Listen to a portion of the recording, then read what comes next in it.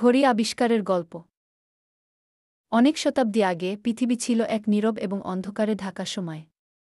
তখন মানুষের কাছে সময় ছিল অমূল্য, কিন্তু তাকে নির্দিষ্টভাবে মাপার কোনো উপায় ছিল না। মানুষের জীবনে সময়ের গুরুত্ব ছিল, তবে তারা দিনে সূর্যাস্ত এবং সূর্যোদয়ের সাহায্যে সময় মাপত।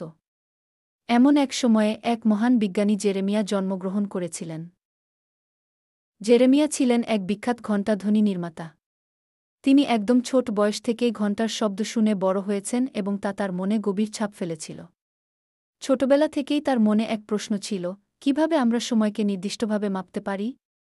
সূর্যাস্ত এবং সূর্যোদয়ের মধ্যে কতটা সময় চলে গেছে সে সম্পর্কে তাদের কাছে কোনো সঠিক পরিমাপ ছিল না।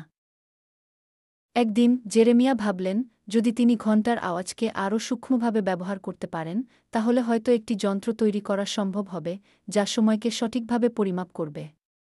তার একমাত্র লক্ষ্য ছিল একটি যন্ত্র তৈরি করা, যার সাহায্যে মানুষকে সময়ে থাকতে সাহায্য করা যাবে, যেমন কখন কাজ শুরু করতে হবে, কখন বিশ্রাম নিতে হবে এবং কখন পৃথিবী থেকে বিদায় নিতে হবে। জেরেমিয়া তার পরিকল্পনা নিয়ে কাজ শুরু করলেন। তিনি প্রথমে ঘণ্টার কাঠামো উন্নত করলেন। ঘণ্টার গড়ন এবং যান্ত্রিক অংশগুলোকে আরও সূক্ষ্ম করে তৈরি করার জন্য তিনি নতুন নতুন উপাদান ব্যবহার করতে লাগলেন। তবে সবচেয়ে বড় সমস্যা ছিল, তাকে একটি উপায় বের করতে হবে, যাতে ঘণ্টার নির্ধারিত সময় একইভাবে কাজ করে, যদিও পৃথিবী ঘুরছে এবং পরিবেশের পরিস্থিতি পাল্টাচ্ছে। অবশেষে বহু পরীক্ষার পর জেরেমিয়া একটি বিশেষ যন্ত্র তৈরি করলেন, যা এক ধরনের ঘড়ি ছিল।